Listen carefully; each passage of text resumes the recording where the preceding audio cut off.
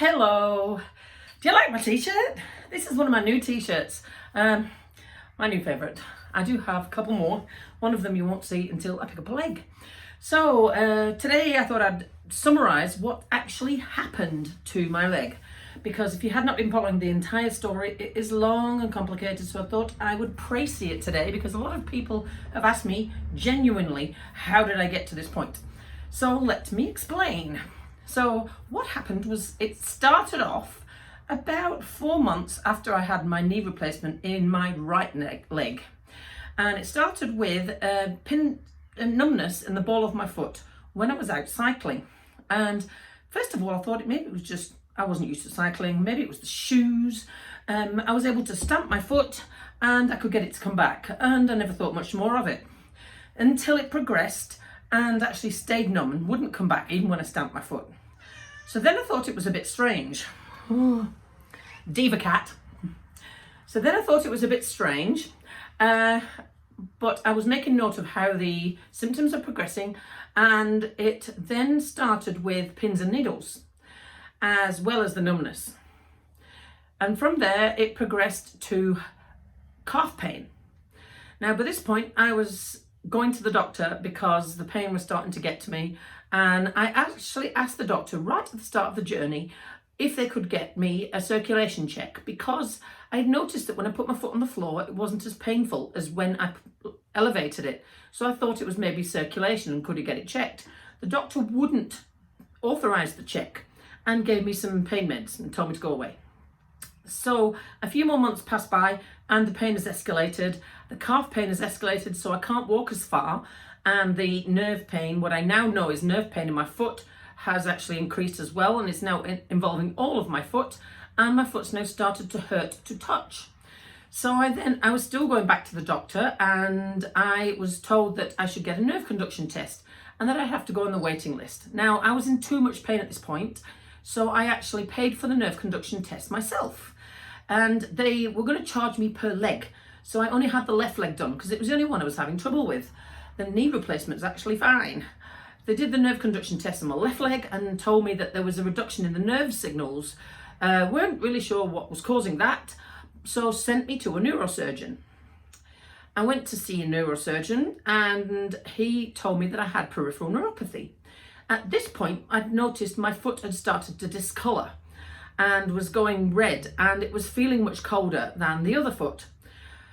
But the neurosurgeon told me I had peripheral neuropathy, and but before I was given that firm diagnosis, I would have to have an MRI because they wanted to rule out my back. So I had an MRI and I went to see an orthopaedic surgeon, and he said there was nothing wrong with my back. By this point, the pain in my foot is exponential and my foot is bright red and very cold. Now I know now, having done some vascular research, now I know a lot more about the vascular system. What I know now that I didn't know then was that is a classic sign of critical limb ischemia, and which means that I've lost the blood flow to my lower leg. Now the orthopedic surgeon took a look at my foot, and I asked him what was going on here, and he told me that I had CRPS, chronic regional pain syndrome. So I wasn't really that happy with this diagnosis, and I went back to the GP. Now the GP has left and I've got a new one. So I go to the new GP and showing my feet, one leg is bright red and cold, the other one is not. And I said, this pain is exponential, I cannot cope with it anymore. I upped and upped and upped my pain meds, and I was on the max dose I could have, and they weren't touching it. I was not sleeping at night and I couldn't walk anywhere, even with crutches. The calf pain was just incredible. So I said I needed something to be done. He looked at my foot and went, oh shit. Can I get one of my colleagues in to have a look at this? I said, sure. Can we take a picture? Yeah, sure. Now, do you want to tell me what you think's wrong with this? He recognised immediately that it was critical limb ischemia and that there was a vascular problem, and he sent me to the vascular department in Dunedin almost immediately. From there, it all escalated. So we've now gone almost a year from when I first complained of the symptoms before I actually ended up in the right place. They scanned the leg, took pulse on the foot, told me I had no pulse in the foot. We don't know how long that had been the case. And they told me after the scan that I had a blockage in the full length of the femoral artery, which is the artery in your leg.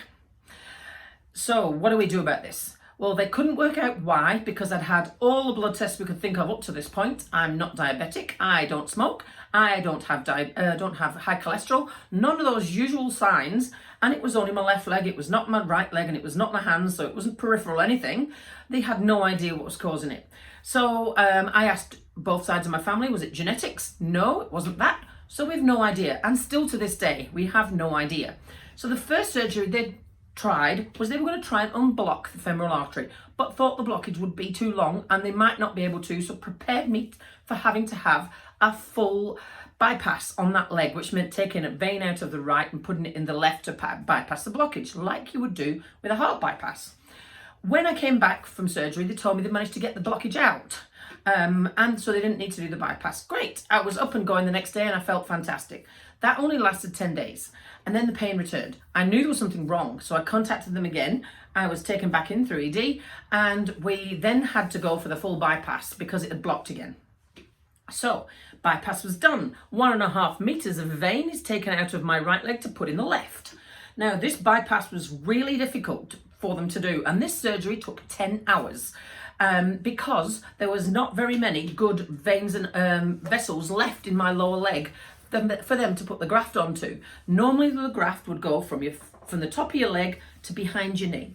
They weren't able to do that because the vessels there were too damaged. We had to go all the way to the ankle, to a very small vessel that was not really feasible, but it was the only one left. So everybody went like this and told me that they hoped that it would work because they hadn't really any other options other than put it there. So we've gone from a 5 mil artery, the new vessel, which is now my new artery, to a 1 mil vessel in my ankle. So as you can imagine, that's a bit of a bottleneck, and they were hoping that there would not be a problem. Less than 24 hours later, it reblocked. And I knew immediately because the pain signals were like a switch immediately. Within 5 minutes, I had them calling the surgeon and they knew that it had blocked. So I was taken back to surgery 24 hours later after the first surgery. And then another 2 days passed by and we're like, oh, maybe it's going to be all right. And then the same thing happened again. Immediately cold, sore, and I knew something was wrong. Told them to call the surgeons, it's reblocked.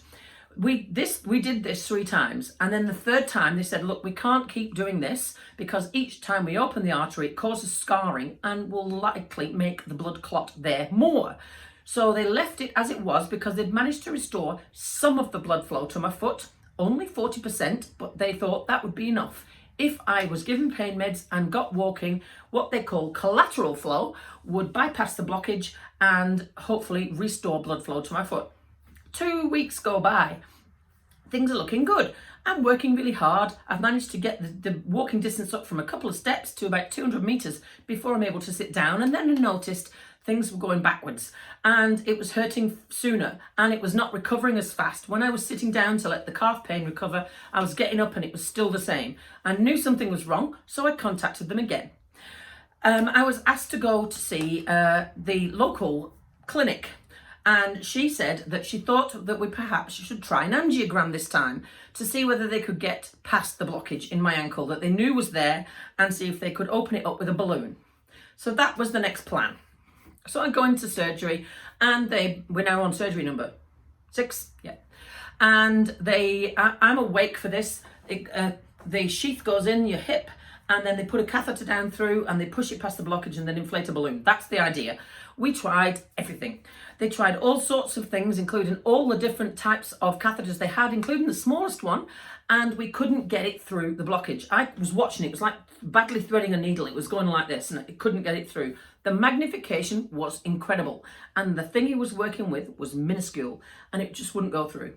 Now, they had a conversation because we were like, oh God, I knew we were running out of options at this point, but they were talking about whether they were going to go in from the ankle upwards, which meant the reverse, so going into a small vessel into a big vessel. Now that's a lot more dangerous and could dislodge the graft.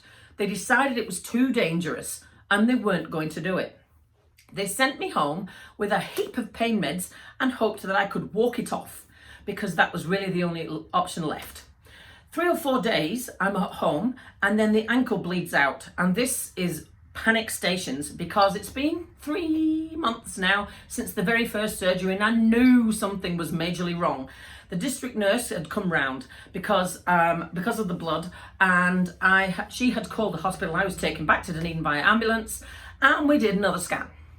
And that's when we came to the brick wall, because what that had meant was that the entire graft had failed and was entirely blocked from top to bottom. We still don't know why that is. At the time that I was discharged from the hospital after having had the angiogram, I'd got an infection in the ankle, which had started to open up the wound. They think perhaps due to them going in for the angiogram, but we don't know. And they did a scan to see whether the infection was close to the graft or not. And that's when they found the graft was actually not flowing anymore. We've no idea whether the infection caused the graft to go down. It doesn't matter anymore anyway, because that was that. Now, at that point, I was devastated because I knew what that meant. I knew that meant the end for me and this leg. There's nothing else that they could do. They had done everything. So at that point, I had to make a call. We had a conversation. I knew there was nothing else surgically they could do for this, and that I had to either keep the leg in the condition it was in or have an amputation. The condition it was in, I couldn't walk more than a few steps. I could not walk the length of my house without crutches and pain. I was on a lot of pain meds, and they weren't necessarily always controlling it, and I was not sleeping well. I couldn't ride my bike, and the only exercise I could do was swim. I couldn't walk and I couldn't work. I didn't see it feasible to keep the leg. Chopping it off was not a decision I wanted to have to make, and it was the hardest thing I have ever had to do. But I knew it had to be done, because if I removed it, it would remove the problem. I could get a prosthesis, and I knew that I might be able to restore some of the things in my life that I hadn't been able to do with the foot. We had to go all the way through that journey, all the way to the end, for me to be able to make that call. At the beginning, I was totally sick of, as you can imagine, 6 whole weeks in hospital. If you added it all up, 7 surgeries. I was sick of it. I'm done with it. I wanted it done a long time ago, but they wanted to make sure every step had been covered and that everything had been done. There was tears. The team were devastated. I was devastated that it had actually come to this, that we hadn't been able to save the leg. But we tried everything. And I can say that hand on heart. We did. So I made the call to have the amputation because I knew that it would restore me some kind of life quality. And that was done 5 days later. I was given 3 options. We could do it 5 days later. We could do it on the eve of my birthday. Or we could do it 3 weeks later. I decided that I was going to have such a horrific operation. I was not waiting 3 weeks. Can you imagine what it would be like waiting 3 weeks to have your leg chopped off? I was not having it done on the eve of my birthday either, because that would make for a really shit birthday.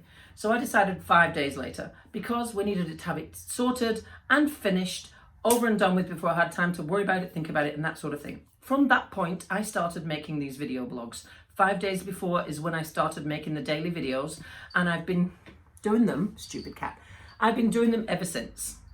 Now, hopefully that explains the journey. This amputation was never a choice, although it was a choice, it was not a choice. And we did everything we could to save the leg before we got to this point. To this day, I have no idea why it happened. I'm trying not to beat myself up about that because we probably will never know. We've tested for everything. We're now keeping an eye on my right leg to make sure that I keep it as well. So this journey has only just started. It has not by any means finished. Hopefully that answers all your questions. And if there's anything, all you want to know about vascular, orthopedics, or anything else that you think I might be able to answer, do please ask, because I'm willing to answer any questions you have. Have a great evening.